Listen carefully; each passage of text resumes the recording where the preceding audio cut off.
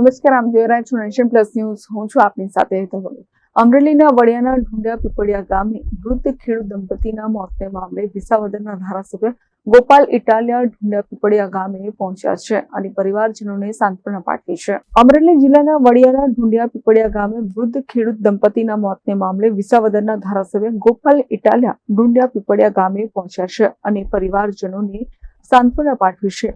વડિયા તપાસ પોલીસ અધિકારીઓને મળીને ગ્રામજનોની હાજરીમાં ગોપાલ ઇટાલિયાએ ચર્ચાઓ કરી. તપાસમાં કચાશ ન રહે ને આરોપી વહેલી તકે ઝડપાઈ જાય તે અંગે જરૂરી ચર્ચાઓ ગોપાલ ઇટાલિયાએ કરી છે. તો ગોપાલ ઇટાલિયાએ સ્થાનિકો સાથે ચર્ચા વિચારણા કરી ઘટના અંગે વિગતો મેળવી છે.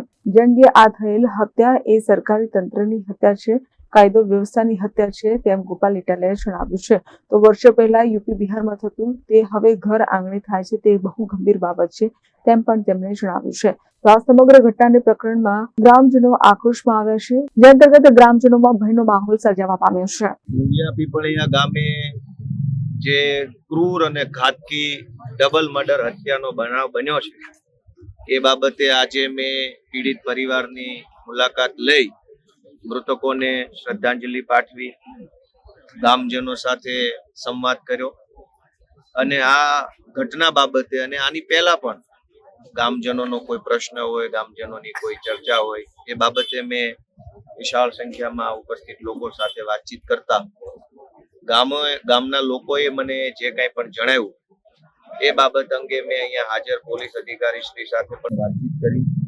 શું તપાસ ચાલે છે, કેવા પ્રકારની તપાસ થઈ રહી છે, એ તપાસમાં શું દમ છે, એ બધી જ ચર્ચા ગામની હાજરીમાં કરી છે. પણ અત્યંત દુઃખનો વિષય એ છે કે ખૂન એક વૃદ્ધ પુરુષ અને વૃદ્ધ મહિલાનું ખૂન નથી થયું. આ ખૂન આખા સરકારી તંત્રનું ખૂન છે, કાયદો અને વ્યવસ્થાનું ખૂન થઈ ગયું છે, માણસનું ખૂન નથી. આટલી મોટી સરકાર, આટલું બધું પોલીસ તંત્ર, SP, DYSP, PI, PSI, ASI, D staff, LCB, SOG, આટલું બધી વ્યવસ્થા ઊભી કર્યા પછી પણ જો કોઈ માણસ ખૂન કરી નાખે એટલી મોટી હિંમત થઈ જતી હોય તો આખી વ્યવસ્થાની જ ખૂન થઈ ગયું કહેવાય. આખા પોલીસ તંત્રની હત્યા ગણાય. તો કોઈ માણસ ગુજરાતમાં એવી હિંમત કેવી રીતે કરી શકે કે બીજા માણસનું અડધી રાત્રે આવીને ખૂન કરી નાખે માત્ર ચોરી કરવા હતું?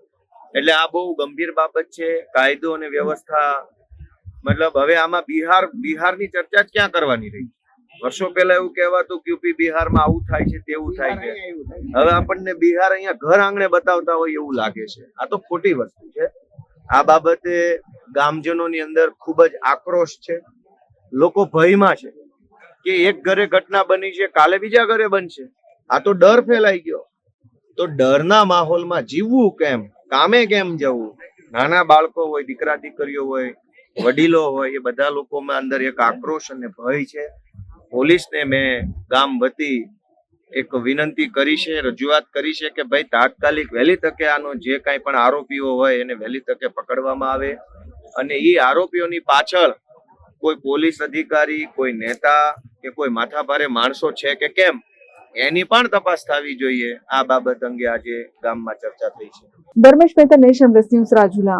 સમાચારોના સતત અપડેટ મેળવવા માટે અમારી નેશન પ્લસ ન્યૂઝની યુટ્યુબ ચેનલને સબસ્ક્રાઇબ કરો, બેલ આઇકન દબાવો અને જોડાયેલા રહો ફેસબુક, ઇન્સ્ટાગ્રામ અને ટ્વિટર પર.